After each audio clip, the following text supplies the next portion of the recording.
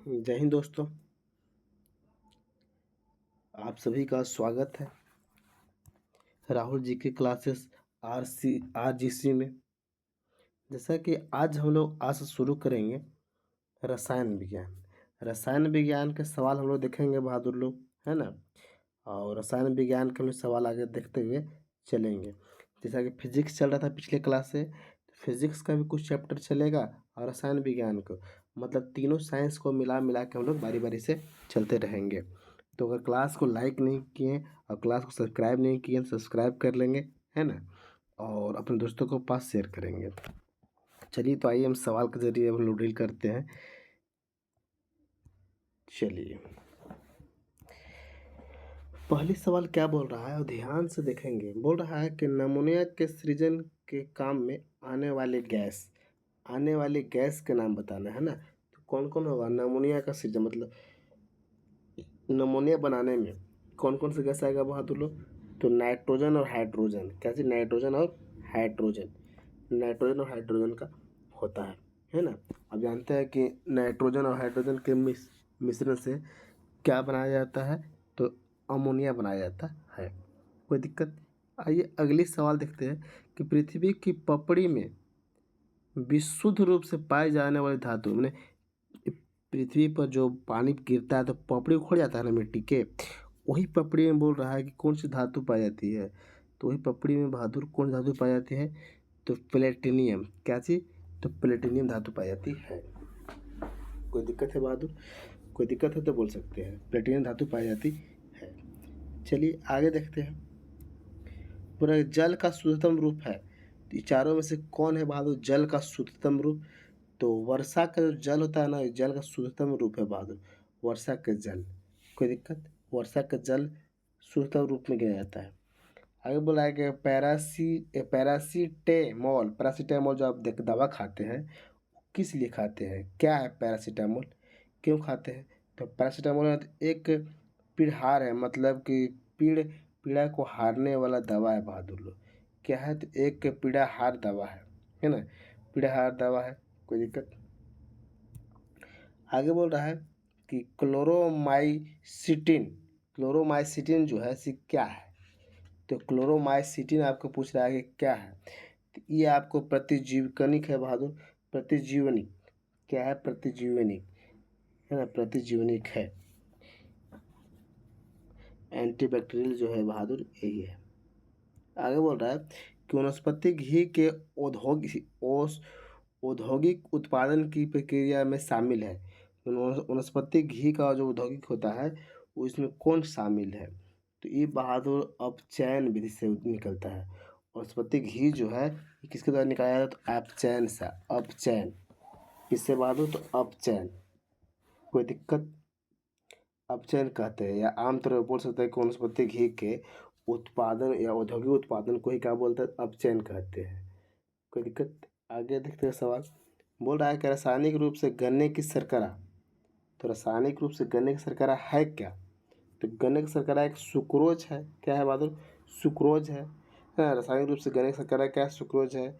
ये कार्बोहाइड्रेट, इसके बारे में बात कर रहे हैं। कार्बोहाइड्रेट के जो 3 रूप हम बताए होंगे, सैकराइड, इस कार्बोहाइड्रेट सैकराइड का प्रकार है। ये कार्बोहाइड्रेट में किसका है, सुक्रोज जो है सैकराइड का प्रकार है ना, सैकराइड का प्रकार है। आप जानते हैं जिसमें दो मोनोसैकराइड के अणु मिलकर एक सैकराइड बनता है। कोई दिक्कत। और ग्लूकोज जो सुक्रोज है, सुक्रोज के बारे में और पूछता है बहादुर कि सुक्रोज किसका मिश्रण है। जो सुक्रोज है, सुक्रोज सुक्रोज है बहादुर लोग, सुक्रोज किसका मिश्रण है। सुक्रोज में आपको मिलता है 2 चीज, ग्लूकोज ग्लूकोज प्लस फ्रुक्टोज। क्या मिलते हैं, glucose plus fructose, glucose plus fructose. कोई दिक्कत यहाँ तक। चलिए आगे देखते हैं, आगे सवाल क्या बोल रहा है। आगे सवाल बोल रहा है कि ऑक्सीकरण वह प्रक्रिया है जिसमें, चारों ऑप्शन देखते हैं, जिसमें इलेक्ट्रॉनों की हानि होती है। सही बात है, ऑक्सीकरण में किसका हानि होता है? तो इलेक्ट्रॉनों की हानि होती है। कोई दिक्कत? या आमतौर पर बोल सकते हैं जिसमें इलेक्ट्रॉन त्याग होता है। इलेक्ट्रॉन क्या होता है? त्याग होता है, तो उसी को हानि बोल दिए। बोले हाइड्रोजन के कितने समस्थानिक हैं? तो हाइड्रोजन के समस्थानिक 3 होते हैं बहादुर। कितने समस्थानिक है? तो हाइड्रोजन के 3 समस्थानिक है। कोई दिक्कत? जैसे आप हाइड्रोजन के 3 समस्थानिक में कौन कौन होते हैं, कोई बता सकते हैं? देखते हैं। अच्छा, एक सवाल और आता है, जब आपको हम कमेंट करने के लिए बोलते हैं सवाल के पीछे, आप कमेंट काहे नहीं करते हैं? जो आपको आंसर आता है उस कमेंट कीजिए, ताकि क्या होगा कि अंदर का जो डर है ना, वो डर खत्म हो जाएगा, है ना दोस्तों? तो आप कमेंट करने की कोशिश कीजिए। आप मान लीजिए कि आपको पता नहीं है, तो फर्जी गूगल से देख लीजिए, गूगल से भी देख सर्च कमेंट कीजिए। क्या होगा कि जो एक बार लिख दीजिएगा ना, वो दिमाग में छप जाता है। यही चलते आपको हम बोलते हैं कमेंट करने के लिए, है ना? क्या बोल रहा है कि श्वसन के लिए समुद्री गोताखोर निम्नलिखित मिश्रण का उपयोग करते हैं। मैंने समुद्री में समुद्र में जो व्यक्ति जाता है तो श्वसन के लिए गोताखोर किसका प्रयोग करते हैं? तो गोताखोर किसका प्रयोग करते हैं बहादुर? तो ये करते हैं ऑक्सीजन और हीलियम का प्रयोग करते हैं। ऑक्सीजन और हीलियम का। हीलियम हल्का भी है, ऑक्सीजन क्या है बहादुर? तो ऑक्सीजन ग्रहण कर भी करते हैं, है ना? ऑक्सीजन हीलियम का प्रयोग करते हैं, ऑक्सीजन एंड हीलियम का प्रयोग करते हैं। आगे देखते हैं बहादुर लोग क्या बोल रहा है कि किसी निश्चित तापमान पर संतृप्त विलयन कैसा होता है? किसी निश्चित तापमान पर संतृप्त विलयन कैसा होता है बहादुर? क्या होता है? और अधिक ठोस विलय घोलने की असमर्थ में होता है ना? और अधिक ठोस विलय घोलने में असमर्थ हो जाता है, मतलब उसमें घोल नहीं सकता है। जो घुल गया सो घुल गया, और घोल नहीं सकता है। आगे बोल रहा है कि लॉन्ड्री साबुन क्या है? तो लॉन्ड्री साबुन क्या है बहादुर? एक प्रकार के प्राकृतिक स्रोत के हायर मतलब उच्चतर वसा अम्लों के सोडियम लवणों का मिश्रण है। सोडियम लवणों का मिश्रण है। तो ऑप्शन नंबर क्या हो जाएगा? तो ए हो जाएगा। ऑप्शन नंबर क्या हो जाएगा? तो ए हो जाएगा। अगली सवाल बोल रहा है संश्लेषित अपमार्जक क्या है? संश्लेषित अपमार्जक क्या है ना? तो अपमार्जक क्या है? तो इसका आंसर हम लोग बोल देंगे बहादुर कि एरोमेटिक तथा एलिफेटिक सल्फोनिक अम्लों के सोडियम लवण के मिश्रण है। सोडियम लवण क्या है? तो मिश्रण है। तो आंसर आपको आ जाएगा D for dog. D for dog. आगे चलते हैं। अगली सवाल क्या बोल रहा है कि अपमार्जक द्वारा कठोर जल के साथ झाग उत्पन्न करने का क्या कारण है? अपमार्जक में तो साबुन वगैरह होता है सारा पूरा, तो कठोर जल के साथ झाग उत्पन्न करने का क्या कारण है ना? तो इस झाग उत्पन्न कैसे होते हैं, क्या कारण है ना? तो बहादुर यही बोल रहा है कि यही इसका भी तो आंसर सेम ही है कि सल्फोनिक अम्लों के कैल्शियम तथा मैग्नीशियम लवण में घुलनशील होते हैं। क्या होते हैं? तो घुलनशील होते हैं। तो ऑप्शन नंबर क्या हो जाएगा? सी फॉर कैट। आगे बोल रहा है, क्या बोल रहा है कि चूने के जल में क्या होता है? तो चूने के जल में क्या होता है आप जानते हैं बहादुर? कैल्शियम हाइड्रोक्साइड होता है। क्या होता है? कैल्शियम हाइड्रोक्साइड होता है। जैसे चूने का जल का होता है, चूने का तब जानवर करता है कि CaO H का हॉल्ट है ना? यही ना होता है। तो बहादुर यही है ना? और अगर आपसे बोल देगा कि सोडियम या सोडियम हाइड्रोक्साइड को कास्टिंग या दहन सोडा भी कहा जाता है, जानते हैं? दाहक सोडा भी कहा जाता है। सोडियम हाइड्रोक्साइड को कास्टिंग सोडा या दहन दहन सोडा भी कहा जाता है। कोई दिक्कत बहादुर लोग? इसका उपयोग साबुन बनाने में भी किया जाता है। साबुन बनाने में, रंग बनाने में किसका? तो सोडियम हाइड्रोक्साइड का प्रयोग करते हैं। सोडियम हाइड्रोक्साइड का होता है बहादुर? तो NaOH। आगे बोल रहा है कि वायु, क्या बोल रहा है कि वायु के नमूने में क्या है? वायु के नमूने में क्या है? तो ये वायु के नमूने में बहादुर ऑक्सीजन, नाइट्रोजन, कार्बन डाइऑक्साइड, जलवाष्प, कुछ अक्रिय गैस होते हैं बहादुर। क्या होता है? अक्रिय गैस। तो आंसर कौन हो जाएगा? केवल ऑक्सीजन नहीं, केवल ऑक्सीजन नहीं हो सकता है, भी तो है। केवल नहीं हो सकते, केवल ला तो आप हटाइए दीजिए, है ना? केवल हटा दीजिए, केवल मतलब ये को बोल रहा है, वो हटाइए दीजिए। आगे सवाल क्या कहता है बहादुर लोग, बोल रहा है कि ऑक्सीजन में विभिन्न गैसों का अनुपात क्या है। ऑक्सीजन में विभिन्न गैसों का अनुपात क्या है। तो बहादुर जानते हैं कि अलग अलग स्थानों पर अलग अलग होता है। अलग अलग स्थानों पर क्या होता है बहादुर, तो अलग अलग होता है। अलग अलग स्थानों पर क्या होता है, तो अलग अलग होता है। कोई दिक्कत। चलिए आगे क्या बोल रहा है कि खाद्य तेलों को वनस्पति घी में किस प्रक्रम द्वारा बदला जाता है। किस प्रक्रम, मतलब बोल रहा है खाद्य वाला जो तेल है, तेल को वनस्पति घी में, तो ये बहादुर हाइड्रोजनीकरण के द्वारा, किसके द्वारा, हाइड्रोजनीकरण के द्वारा बदला जाता है। हाइड्रोजनीकरण के द्वारा बदला जाता है। कोई दिक्कत है बहादुर लोग। आगे आइए, अगर आपसे पूछ जाए कि आसवन क्या है, आसवन विधि क्या है, आसवन, तो आसवन के बारे में हम वैसे बोल सकते हैं कि आसवन विधि द्वारा मुख्य रूप से या मुख्यतः क्या किया जाता है कि द्रव में मिश्रण को पृथक किया जाता है। द्रवों के बहादुर,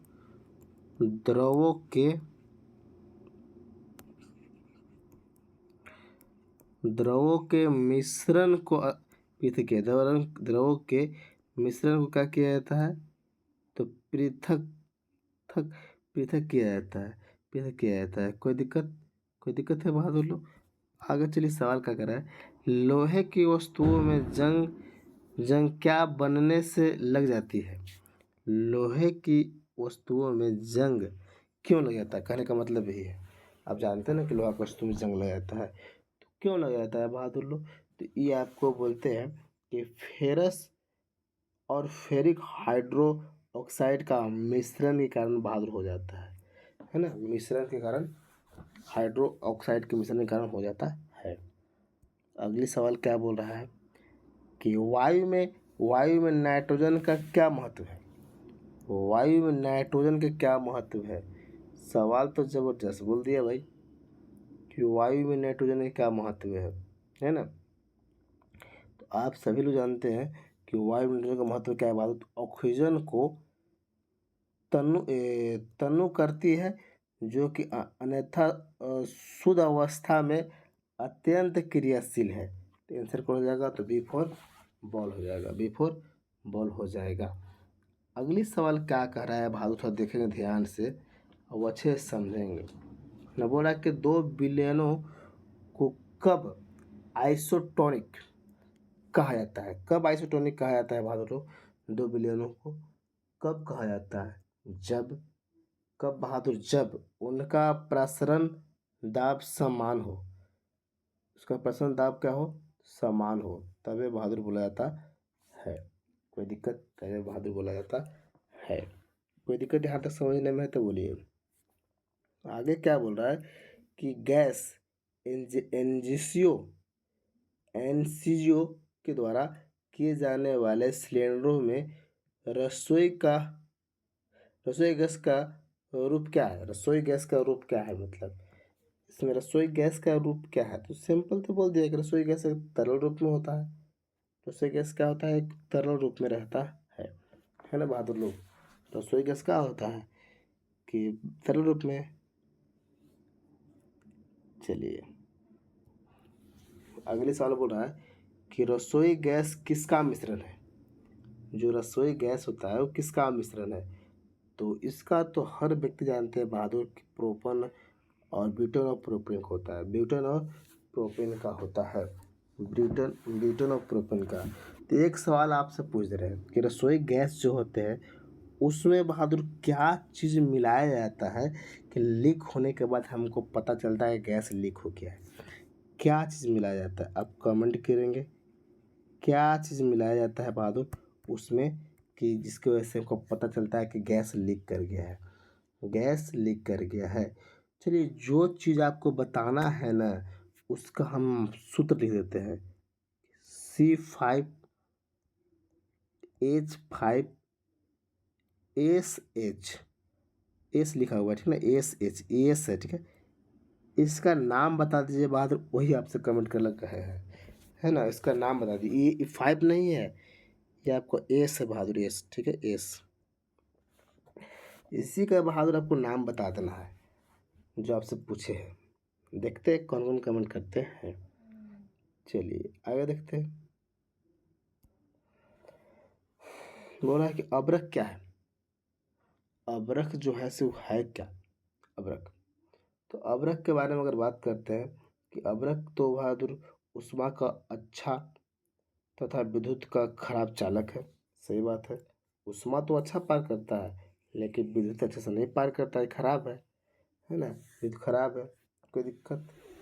यानी कि हम बोल सकते हैं कि उस अब्रक जो ऊष्मा का चालक माने गुड कंडक्टर एंड विद्युत का कुचालक मतलब बैड कंडक्टर, है ना? कोई दिक्कत।